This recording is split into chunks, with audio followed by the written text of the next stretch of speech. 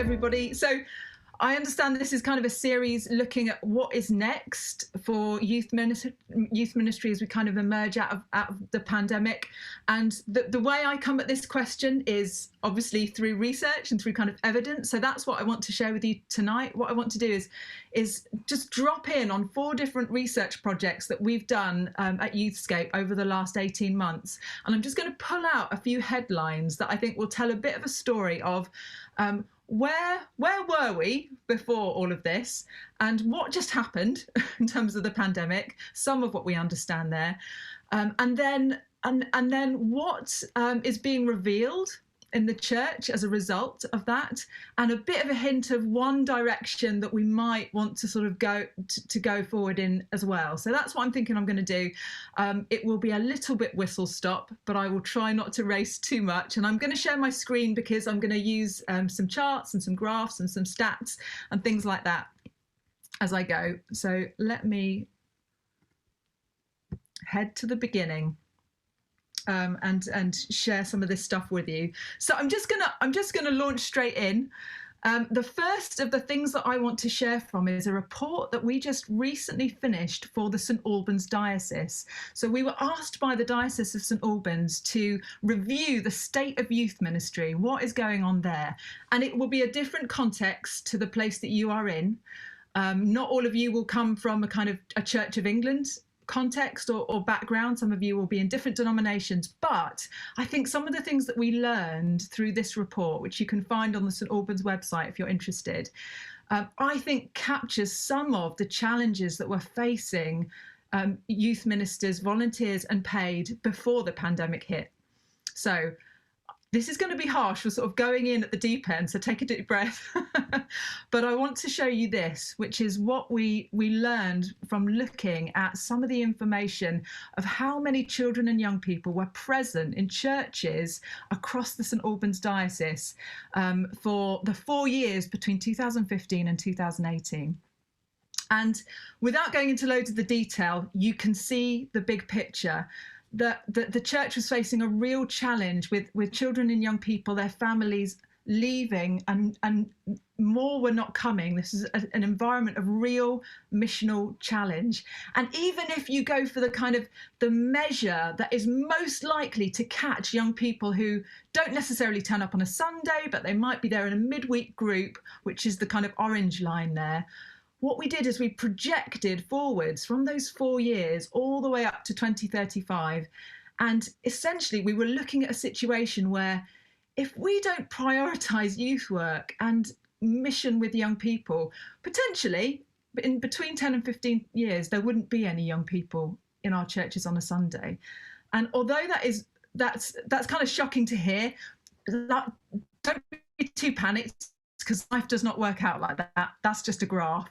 But what it does reflect is that there was a real challenge facing churches. This one might be familiar to you as well. Have a look at the difference between what's there on the left, young children, and what's there on the right, older teenagers. So we asked churches, are you providing activities for any of these age ranges? And churches were so much more likely to be doing something for younger children than they were for teenagers. The older you get, the less likely it is that there's an activity for you to do. Again, I'd be interested to hear, is this your experience as well, or is this unusual for the diocese that we were looking at? But I think what we took from that is something that reflected other research we'd done, actually. It's easier to find volunteers for younger children. There's a greater confidence in doing children's work than there is in youth work. So there's a task we've got, which is to talk up the incredible mission with young people, how important it is, how valuable you are, especially if you're a volunteer, in giving your time to this ministry, because not loads of people are doing it. We also found that I think compared to maybe 15 or 20 years ago, there weren't loads of churches that were running youth groups. So I think it was 57% were running a youth group. And only half of that kind of had mainly Christian content. But actually, we found that as you got older as well, you were less likely to be involved in a youth group. And some of the wider data on that shows that Across the whole of the Church of England, only a quarter of churches, so 25%, are offering regular activities for teenagers. Only a quarter are offering regular activities for teenagers. So if you are doing something, anything in that context, or to be honest, in the denomination you're in, thank you. You are in a minority, and what you're doing is so important. And then this is a kind of cycle that we found when we talked. In particular, we spoke to about 108 vicars in the Church of England and asked them to tell us what it is like in terms of your work with young people. And this is the story that we were told. We don't have many young people. So if you start up in the top left of that kind of diagram, and we've only got so many 3, or maybe we've got 4 or 5, and it doesn't quite feel like there's enough for a group. So it feels a bit weak. And sometimes so-and-so sister brings someone along, but sometimes they don't come, and then it's quite awkward. There aren't many of us. And in that environment, it's a really rare leader who goes, I'm going to prioritize this. Personally, I think you should, if you look at a small group of 3 or 4 or 5. But a lot of the time in church, that's hard to say, let's put resource into that when it looks like you could put it somewhere else. But what happens when you don't prioritize youth work in that environment is you get really patchy kind of provision. It's harder to recruit volunteers. And then, of course, what happens is families maybe turn up and they think, oh, there's not much going on here for young people, or young people leave. And then you get this cycle that you've got to try and interrupt, where you don't have enough young people for a group. Again, this might not be your experience, but I'm just sharing it because if, for anyone, this is your experience, if you think, yeah, we've only got a few and it makes it really hard, and sometimes I'm not sure whether it's going to work to run a group or anything like that, you're not alone. This is a challenge that is facing a number of churches. And I think the lessons that I take from that are, we've got a real need to invest in youth work. We had that before the pandemic. There is good work with children, but it needs to be built on so that we also have that work for when they get to kind of, to be honest, 9, 10, before they get to 11 or 12, there needs to be something for them to do. Some people who are waiting to work with them. I know I'm preaching to the choir here. But also, if you are working with small numbers, that is not failure, that is a foundation. So for so many churches, that is the situation we are in. It's small. And so we need models for youth work that say small is the foundation. It's not a problem. We can work with small. It might not be the big thing on, in a church hall on a Friday night that's going to attract loads of young people in the community. That might not be it, but it doesn't mean you can't do really good and valuable youth work with a handful of young people. Okay, so that's research project number 1. You can see what I mean about racing through. Okay, number 2, what just happened? We did a survey of 500 youth workers in November/December last year. And we asked them to tell us the story of how many young people they were engaging with at 3 points in time. In January 2020, in sort of April, May time 2020, so when we were in the first lockdown, and then as schools reopened and we got into the autumn time, how many they were engaging with there. And we said, you can tell us up to 3 activities that you do with young people, maybe on a Sunday or in a church youth group, or maybe some community activity you do, but tell us the kind of numbers there. And we had about half of that group tell us about all 3 time points. And so I want to show you what we learned from talking to them. The first thing that we learned is, of the 822 different activities they told us about a third stopped completely. Just over a third stopped completely. Just over half moved online, and then some of them were replaced by something else. And that something else was sometimes people misunderstanding the question and saying, oh, we went on to Zoom. But sometimes it was people genuinely doing something that wasn't stopping or online. It might have been a weekly phone call or something, delivering things to people's doorsteps or that sort of thing. But I mean, that's massive, isn't it? A third of stuff just stopped completely. We also added up all of the numbers and averaged across all the different activities for all these youth workers. What is the average loss that we are talking about? and it's pretty significant. So between pre-lockdown, sort of January time last year, down to lockdown and then back up again, that's the shape of the impact of the pandemic for these youth workers that we spoke to. We're not saying this is the same for everyone. It might not reflect your experience, but for those we surveyed, across all those activities, there was an average of about 19 that were being engaged with. That would have also included big community youth projects or even some kind of schools work, which is why those numbers might seem quite high to you. But that dropped down to about 6.1. And when it recovered, as you can see, it didn't recover into the autumn anywhere near the numbers that we were engaging with before. So there was a recovery, but it wasn't a huge recovery.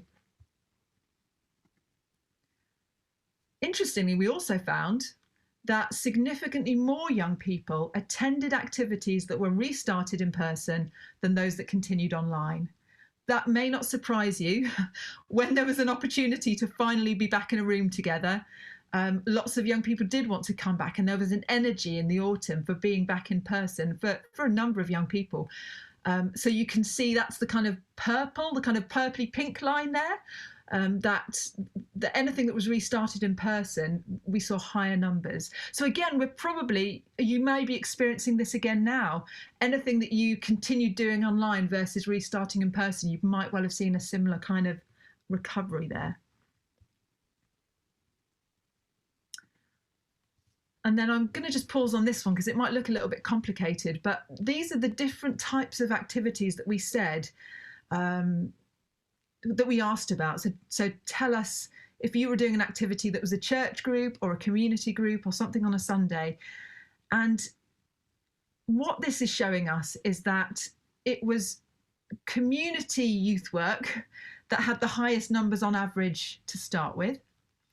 But that was also the context that suffered most severely the impact of the pandemic. So in other words, the loss was greatest amongst young people that weren't part of churches.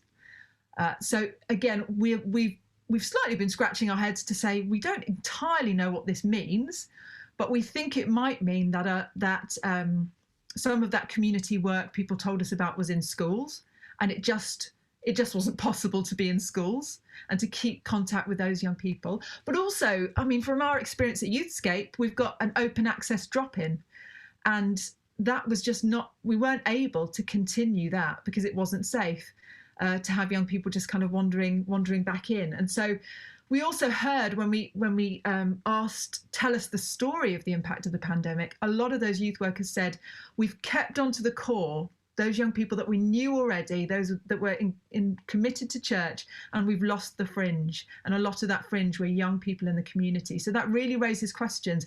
How do we rebuild that? How do we prioritize mission to those who aren't part of church, as well as sort of a sense of holding on to and doing work with those who are? So then we also said, tell us the story about what's changed about your engagement with youth work and young people over the course of the pandemic. And I really kind of loosely categorized these into, was it a wholly positive story I heard? Was it a wholly negative story, or was it a mixed bag? And I think it speaks for itself to some extent that there are positive stories of what has happened over lockdown. There are some people for whom this has actually been amazing for their youth work, but they really are in a minority. For most of us, it has been really tough and the impact has been really severe. And for a good chunk of us, it's been mixed. There's been some wonderful stuff and there's been some hard stuff. And that looks a little bit like this, sort of digging into that slightly more. The nearly 50% that just told a story that was pretty negative said it's really because online engagement's just been poor. Young people have really struggled with Zoom. They've stopped completely. They've just, the quality of the engagement has been worse. Or maybe they're beginning to engage without their cameras now and it feels really hard. I'm aware that I'm telling this story at a time where we're sort of coming out of this, so it might feel a bit odd to be telling this story, but this is where we were. And then the mixed was kind of saying, maybe we've kept the core, we've lost the fringe, maybe the difference is in age. We heard a lot of people saying the younger ones are doing well, it's the older ones we've lost contact with. We've heard some people saying there aren't as many, but the ones that have stayed, we've gone really deep with. So you can see there just a sense that on the one hand this, and on the other hand that. And then lastly, the kind of 16% who said, actually, this has been really good. They'd had consistent attendance, they had seen signs of new life, and some of them actually said that, do you know, this has been better than it was before, which is wonderful, even though that's a minority. But it has been challenging. And when we asked about those challenges, half of them were about young people, just that they've struggled to engage. We've lost contact with them. It's harder to offer them pastoral support, harder to know how are they really doing. But the other half of those challenges, which you might relate to, are about youth work teams. If you are a volunteer youth worker, you might have experienced a real knock in terms of your capacity. You might have been furloughed and had lots more time. You might have found yourself having to homeschool and work and try and care about these young people all at the same time. We had youth workers saying, I feel really guilty about the fact that I needed a rest and I've had it. We've had youth workers saying, I feel like I'm a failure, I'm struggling with exhaustion. How do I keep this going? How do I find new resources? And if any of that is you, you are not alone. These are the kinds of things that we heard. So really challenging stuff.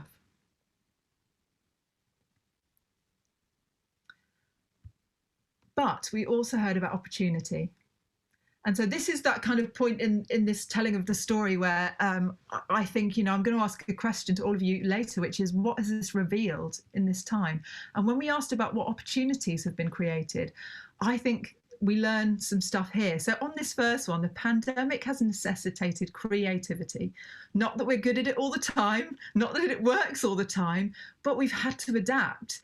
And that's been in the way we've communicated with young people, the model or the approach or the platform that's been used.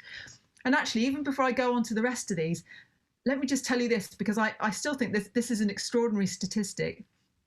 I read a piece of research in 2019 where a group called the All Churches Trust had surveyed about 600 Anglican churches, and they had asked the question, would you offer online youth work if you had all the skills and resources to do it?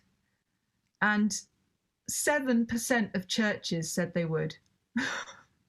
Even if we had all the resources and skills to offer online youth work, only 7% said, yeah, we'd do that. And then you fast forward 6 months and nearly everyone who's got some youth work has had to do it. So sometimes we don't choose to innovate or to be different, but sometimes we are absolutely forced to, and that creativity is necessitated. But there's been an opportunity for greater depth, for greater relationship. We heard that some young people, it's revealed their desire to connect and they hadn't found the way to do it before. Some young people who are neurodivergent or who struggle to be in person, who might otherwise have had their needs not met or they wouldn't have been noticed, that some of those have really benefited from a different way of doing youth work. We've heard that young people have contributed more. The pandemic has revealed young people's gifts where they have been allowed to participate. We've heard that youth workers have had to review their priorities. Some people saying, you know, we've wanted to think differently for ages and now we had to. And we also heard that for some who otherwise would not be able to make it in person, they were able to still be there.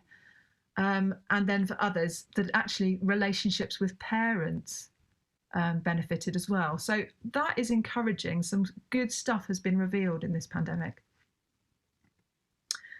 There you go, some quotes to bring that to life slightly, what that might look like. Discovering the online world, rethinking our youth work structure. A Minecraft missional gaming community has come out of this for somebody, raising some eyebrows there. But also developing leadership in young people. They've got a much better understanding of the technology. I wonder if you've heard that as well, that often now, suddenly, when you are doing online church, everyone's looking at the 16-year-old who in a very different way and going, can you help us with this? So we heard that story over and over again as well.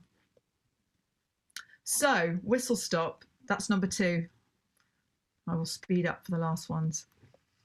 So then research report number 3, we actually did this before the pandemic, but I've been really seeing it differently since this all began.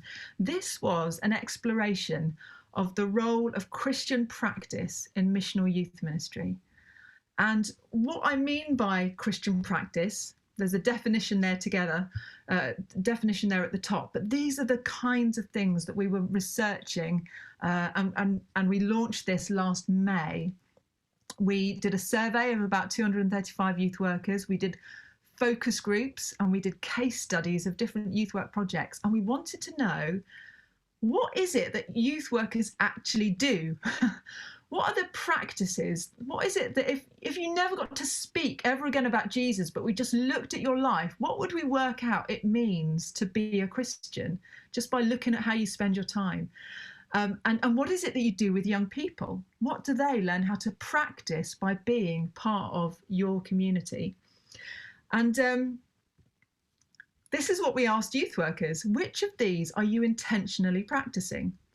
And you can see that before the pandemic, we had a lot of the things that you would do when you are gathered with your church were the things that are right up at the top there.